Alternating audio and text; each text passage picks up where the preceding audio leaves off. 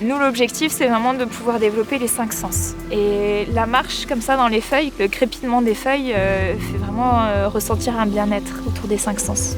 L'ouïe va être mis en exergue et ça fait un réel parallèle entre la truffe qu'on va retrouver dans un sous-bois automnal et l'effervescence des bulles, ce petit crépitement au niveau de l'effervescence du champagne.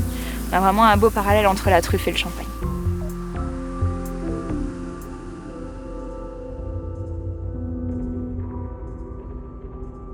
On est dans la partie méridionale de la Champagne. La génération de mes grands-parents était si on peut dire, simples producteurs de raisins qu'ils pressuraient et ensuite les jus étaient expédiés aux maisons dans la Marne. Et à partir des années 70-80, on a commencé à faire notre propre champagne et à profiter de l'essor de la Champagne dans les années 90-2000 pour progressivement développer cette activité et son propre champagne. Avec Laurent, on est revenu sur le domaine familial en 2019. Laurent s'est associé à Bernard, son oncle, pour vraiment développer le domaine de Mondeville. Et tout naturellement, l'empreinte des fées a été créée quasiment en même temps pour accueillir nos visiteurs au domaine et avoir ce duo œnotourisme et écotourisme. On ne peut que présenter ou faire ou produire des choses que l'on aime soi-même. Truffe et champagne, forcément, tout de suite, on se dit que ce sont 2 produits nobles. Et donc ce duo, c'est un duo de gourmands, de gourmets, de terroirs. C'est la combinaison de 2 fruits de la terre qui ont chacun leurs particularités, leurs caprices. Ils sont le fruit de la nature. Des années, on les cherche. Des années, heureusement, on les trouve.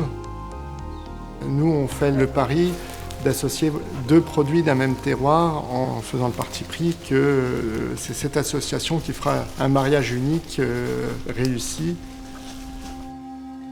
Alors là, il y a déjà eu un sens qui a été mis en effervescence à travers l'ouverture de la bouteille. Ce pop qui est vraiment caractéristique et significatif d'une ouverture de bouteille de champagne.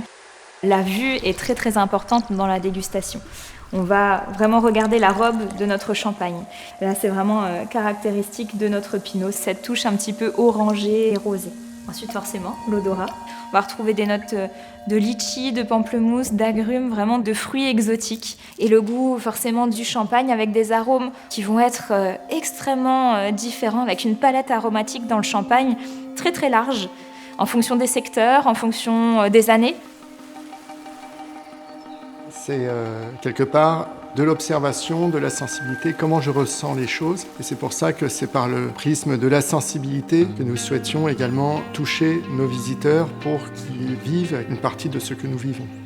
Les Romains avaient l'habitude de parler du genius loci, le génie du lieu ou l'esprit du lieu. C'est exactement ça, c'est la combinaison des 5 sens, de la sensibilité qu'on va se faire d'un lieu.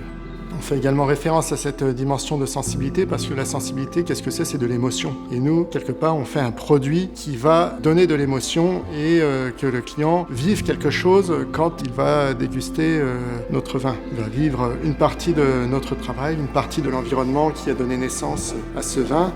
Pour moi, mon travail de vigneron, je l'interprète un peu comme un travail artistique. Je vais réaliser un vin avec cette dimension de vouloir transmettre une émotion à la personne qui va le déguster. Donc pour moi, le vin, c'est comme une œuvre artistique, c'est une construction intellectuelle. J'ai fait le choix de planter cette vigne à tel endroit avec tel cépage pour en récolter le fruit que je vais vinifier de telle façon.